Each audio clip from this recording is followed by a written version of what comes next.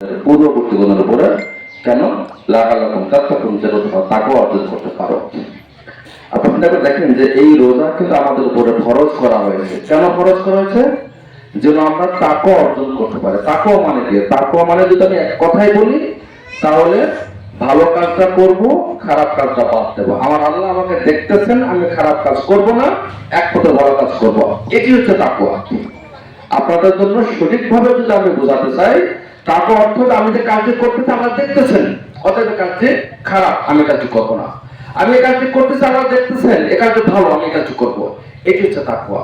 আল্লাহ পাক আমাদেরকে কত ভালোবাসেন। আল্লাহ ডেকে বলতে ইয়া আইয়ুহাল্লাযীনা আমানু, হে ঈমানদারগণ, ওয়াত্তাকুল্লাহ, আল্লাহকে ভয় করো। হাত করতে করতেই যেমন ভাবে ভয় করা উচিত, ওয়ালা তামুতুন্না, আর তোমরা মৃত্যুবরণ করো না ও আনতুম মুসলিমুন, যতক্ষণ না তোমরা মুসলমান না হচ্ছ।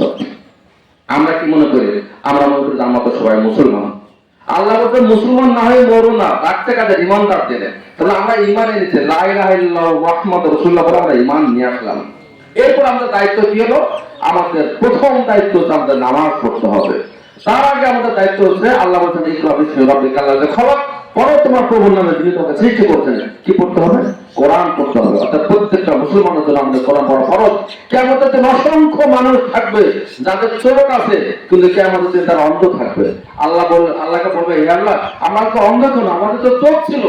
আল্লাহ বলবেন, দেখো তোমাদের তো চোখ দিয়েছিলাম কিন্তু তোমরা সেই চোখ দিয়ে কোরআন পড়ো নাই, আর তাই তোমাদের অন্ধগ্রস্ত করা হয়েছে। আমরা মনে করি আমি একটা জিনিস চুরি করলাম, কেউ দেখলো না। আমি মিথ্যা বললাম, কেউ দেখলো না। আমি অন্যের কাছ থেকে আম পেড়ে নিয়ে আসলাম, কেউ দেখলো না।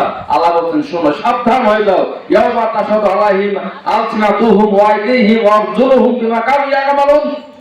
তারা যেন সেই দিনটির কথা ভুলে না যায় যেদিন তাদের হাত, তাদের পা, তাদের চোখ সাক্ষ্য দেবে। তারা কিয়ামতের দিন এইভাবে সাক্ষ্য দেবে। তখন বলা হবে যে, হে চামড়া, হে হাত, হে পা, হে চোখ, তোমরা কেন আমার বিরুদ্ধে সাক্ষ্য দিচ্ছ? তখন বলা হবে, তখন চামড়া বলবে, আজকে আমাদেরকে আল্লাহ কথা বলার সুযোগ দিয়েছেন, যে আল্লাহ সবাইকে কথা বলার সুযোগ দিয়েছেন। আজকে আমরা আল্লাহর সামনে কোনো মিথ্যা বলতে পারবো না। আজকে আমরা অনেকে নামাজ পড়ি না, আমরা মনে করছি যে আমরা জানাতে চলে যাবো না। ইম্পসিবল, আমার সামনে জানাতে যেতে পারবেন না। কারণ কিয়ামতের দিন তাদেরকে ডাকা হবে, তোমরা তো নামাজ পড়েছিলে। হ্যাঁ, আমরা সবাই নামাজ পড়েছি। তখন বলা হবে যে, ঠিক আছে, তোমরা যে নামাজ পড়েছো, তাহলে একটু এখন দেখা হবে কিভাবে নামাজ পড়েছে। তখন তারা রুকু দিতে যাবে, কিন্তু এই মাজা বাঁকা হবে না। তখন তারা বলবে যে, কি যেন হলো আজকে বুঝতেছে না, আমি তো দুনিয়াতে অনেক সিজদা দিয়েছি, রুকু দিয়েছি, কিন্তু আজকে যেন পারতেছি না। সে মিথ্যা বলতেছে। সে মিথ্যা বলতে, সে কত রুকু সিজদা দিতে পারবে না, কারণ সে দুনিয়াতে রুকু দেয় নাই, সিজদা দেয় নাই। এই জন্য আমি আপনাদেরকে অনুরোধ করবো যে আপনারা যারা আছেন নামাজ পড়বেন। কিয়ামতের নামাজ ছাড়া আপনার জান্নাতে যাওয়ার কোনো সুযোগ নেই।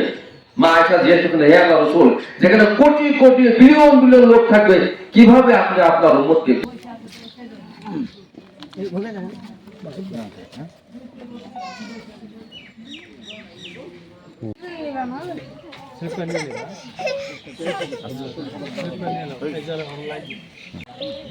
একটা ছবি নেব না।